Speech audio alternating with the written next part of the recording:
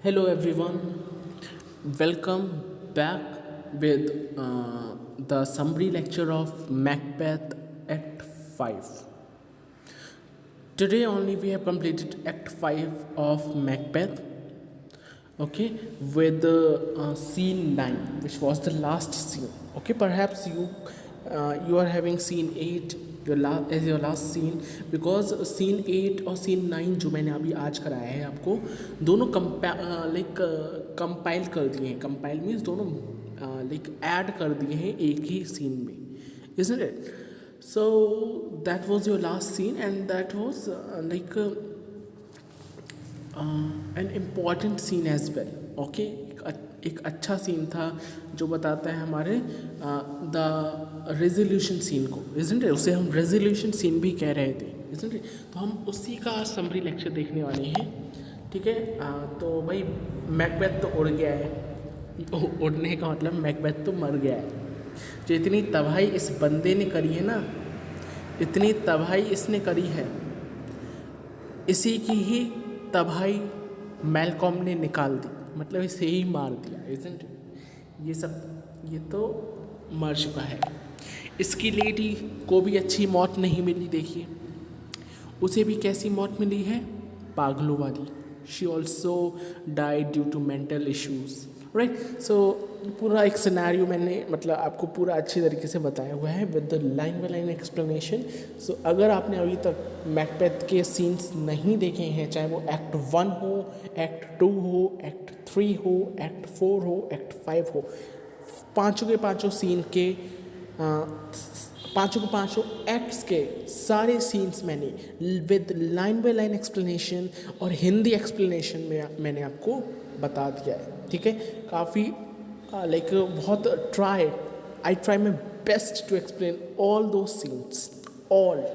Okay, तो अगर आप क्लास 11th में हो, अगर आप क्लास 12th में हो, बोर्ड की प्रिपरेशन कर रहे हो, तो मैं आपको रिकमेंड करूँगा कि आप जाइए और उन सीन्स को एक बार आप देख कर आइए, isn't it? And please tell your reviews, मतलब give your reviews, give your remarks how they were. Okay, so without wasting more time, let's start with a summary lecture, with the summary lecture of Macbeth. Again an important lecture for Macbeth. ठीक है, क्यों बनाया है summary lecture? Okay, ये पहला summary lecture नहीं है, इससे पहले के चारों सीन्स के समरी लेक्चर मैंने डाल दिए हैं. ठीक है, it is not the first one. Okay, in case कोई अगर नया बंदा आया है इसे देखने, तो मैं बता दूं इससे पहले भी समरी लेक्चर्स आपको बनाए गए हैं और आपको पोस्ट किए हैं वीडियो. ओके, अगर आप कोई भी सीन या कोई भी एक्ट बेसिकली भूल रहे हैं, so these are the very important, very important as well as very quick revision in a very short terms. Okay, you could revise the entire scene, act by scene in these summary lectures. Okay, so let's start with the summary lecture. देखो, act 5 scene 1 start करते हैं. Lady Macbeth जो है, she is suffering from mental trauma and has been walking unconsciously in her sleep, reenacting the murder of Duncan as well as seeking in vain to wash blood off her hands. Act 5 scene 1 पे आ चुके हैं, which was the sleep walking scene. Act 5 scene 1 क्या था? sleep walking scene था, highly ironical scene था. ठीक है, तो लेडी मैकबेथ जो है मेंटल इश्यूज से गुजर रही है. ओके, अब वो मेंटल ट्रॉमा से गुजर रही है और अब वो रात को वॉक करती है, स्लीप वॉक करती है रात को, isn't it? अनकॉन्शियसली, मतलब उसे ध्यान नहीं रहता, बेहोश होकर, मतलब नींद में चलती है, isn't it? And she is enacting का मतलब क्या है, मतलब दोबारा से वो उसी चीज़ को दोहरा रही है, isn't it? जो भी एक्ट्स उसने किए हैं पहले, उन एक्ट्स को दोबारा से एक्ट कर रही है, उन एक्ट्स को मतलब दोबारा से कर रही है. इनएक्ट मीन्स होता है रिपीट करना, isn't it? किसी भी चीज़ को रिपीट करना. तो वो जितने भी उसने डीड्स किए हैं, बेसिकली डार्क डीड्स किए हैं, डंकन का मर्डर, बैंक्यू की डेथ, फ्लेंस को मारने की कोशिश, इजंट इट। एंड हमारा लाइक और जितने भी लाइक जो गार्ड्स थे दो, है ना, उन गार्ड्स को मारने की कोशिश। तो जितनी भी ये चीज़ें करी हैं ये सारी वो दोबारा रिपीट करती है। और अब इस टाइम कौन देख रहा है उसे ये सब करते हुए?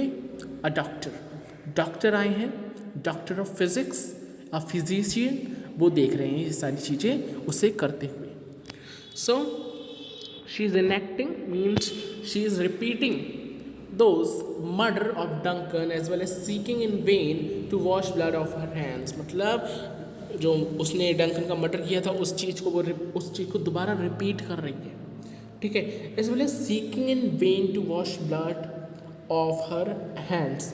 एंड सीकिंग का मतलब होता है सर्चिंग, मतलब किसी चीज़ को वो सर्च करना। Searching in vain to wash the blood of her hands. Vain का मतलब होता है किसी चीज़ को वेस्ट करना बेसिकली।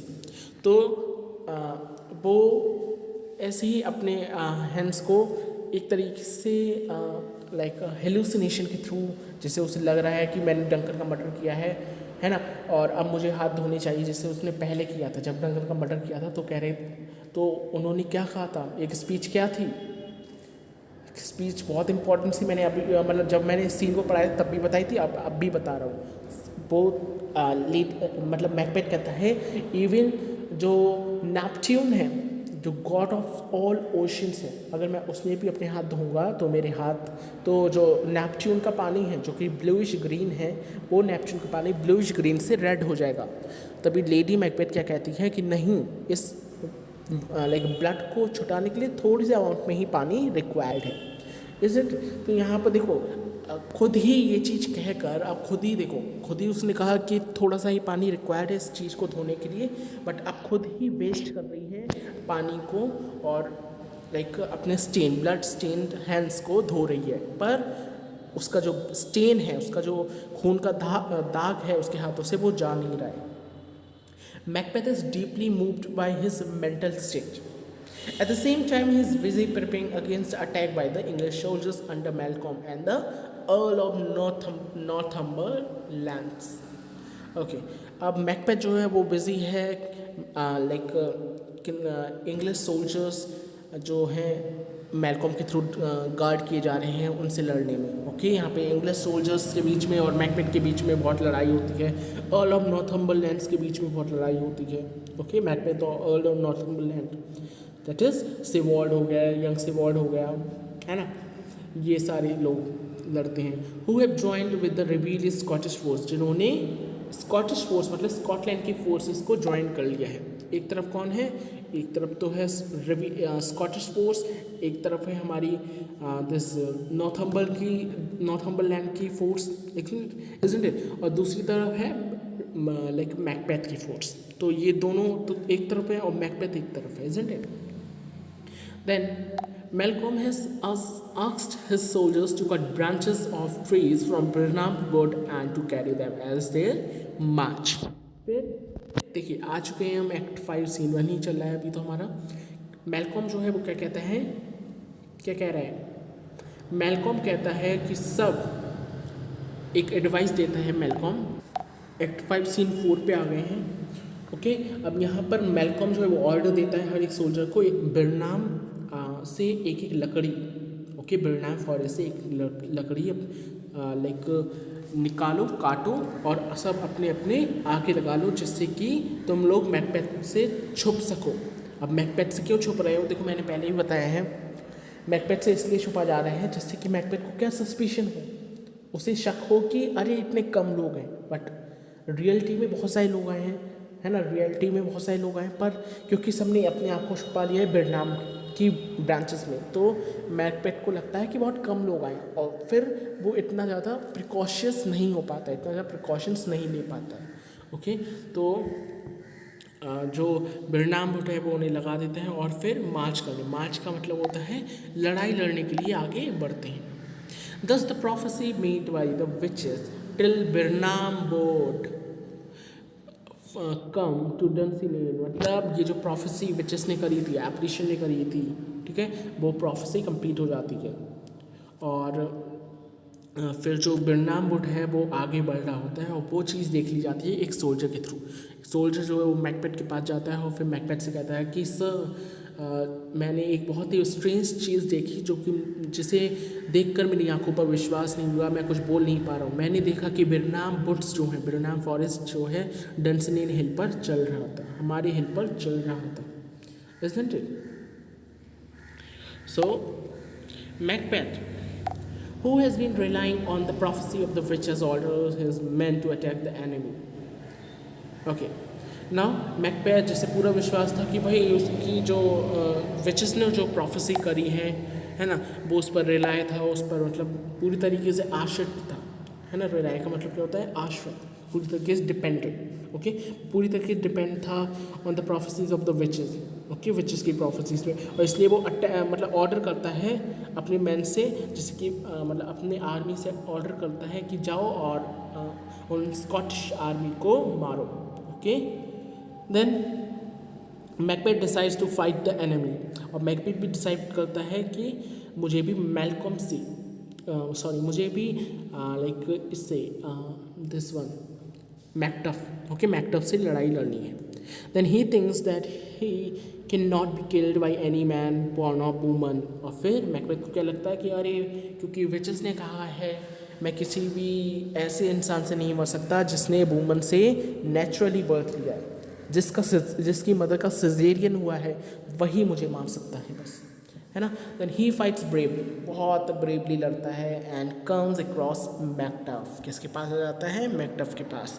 ना मैकटफ बताता है उसे कि मैं ही एक ऐसा इंसान हूँ जिसने उसकी मदर्स के बूम से नेचुरली बर्थ नहीं लिया, बिकॉज हिज मदर्स बूम अनटाइमली रिप्ड, क्योंकि उसकी मदर जो है, उसकी मदर का जो बूम है, उसकी मदर का जो स्टमक है, वो टाइम से पहले ही उसका सिजेरियन करना पड़ा था मैकटफ को निकालने के लिए, है ना। तो मैकटफ इस चीज़ को बताता है कि मैं ही वो इंसान हूँ जिसने टाइम से जन्म नहीं लिया, जिससे अनटाइमली मतलब टाइम से पहले, पार्चुरेशन के टाइम से पहले या गेस्टेशन पीरियड से पहले, ओके, मुझे निकाल दिया गया था अपनी मदर के स्टमक से, ठीक है। And I was untimely ripped. और फिर Macbeth realises that the witches were equivocating fights, very important word है ना। मैकबेथ जो है वो क्या देखता है कि जो विचेस हैं वो एक इक्विकेटिंग फाइंड्स हैं। इक्विकेटिंग फाइंड्स मतलब जो क्लियर वे में नहीं बोले, है ना, उल्टी सीधी घुमा फिरा के बात जो करते हैं ना, उन्हें कहते हैं इक्विकेटिंग। एक वर्ड आपने इसमें सुना भी है, इक्विकेशन, है ना, इक्विकेशन। एक्ट 1 सीन 7 और पता नहीं किस में, शायद एक्ट 2 या किसी में सुना है आपने इक्विकेशन। तो इक्विकेशन का मतलब क्या है? जो दोनों तरफ बोलते हैं, क्लियर नहीं बोलते हैं। तो विचेस देखो किसकी तरफ बोल रही, मैकबेथ की तरफ भी बोल रही थी, येट वो मैलकॉम की तरफ भी बोल रही थी। Isn't it? That's why they are called as equivocating fiends. Fiends का मतलब है जो गुमराह करें, इजंट इट? गुमराह करें। So this is a very important word. आपने आंसर्स में इस वर्ड को ज़रूर लिखिएगा, it will be very very very useful for you.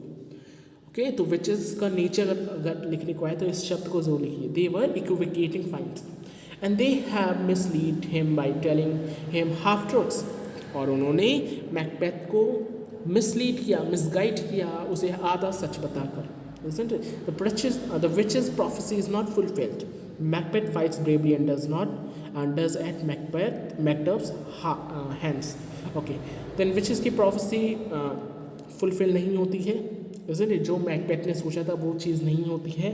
Macbeth Macduff से लड़ाई लड़ता है, ओके, एंड में वो मारा जाता है, ठीक है, उसका गला कट जाता है, मतलब मैकडफ उसका गला काट कर अपनी तलवार के ऊपर ला रहा होता है, isn't it? Then Macduff carries Macbeth's head to Malcolm to become the future king of Scotland. The play ends with a sign of relief.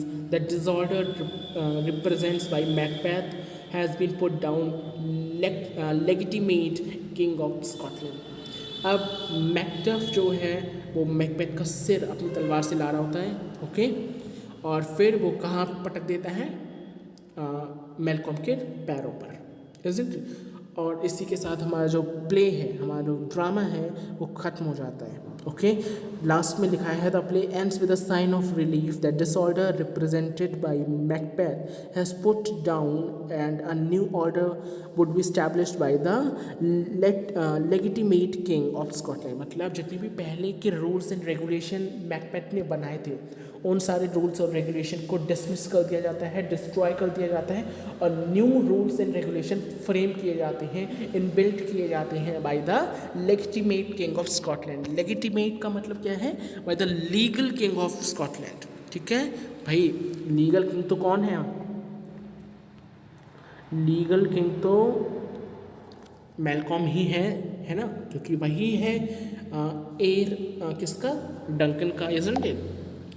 So monarchical system के according he is the real king of Scotland. Okay, दो मतलब पहले इसे idol king का title दिया गया था। Okay, he was the idle king but now he is the real and the legal king of Scotland. और इसी के साथ आपका जो पूरा मैकबेथ है वो ख़त्म हो जाता है, पूरा का पूरा Macbeth along with the summary lecture. Okay, so देखिए this teddy bear it is saying thank you to all of you. Okay, and I hope आपको जो सीन्स हैं वो समझ आए होंगे। अभी तक आपने अगर सीन्स नहीं देखे हैं तो मैंने सारे scenes along with the summary lectures डाल दिए हैं।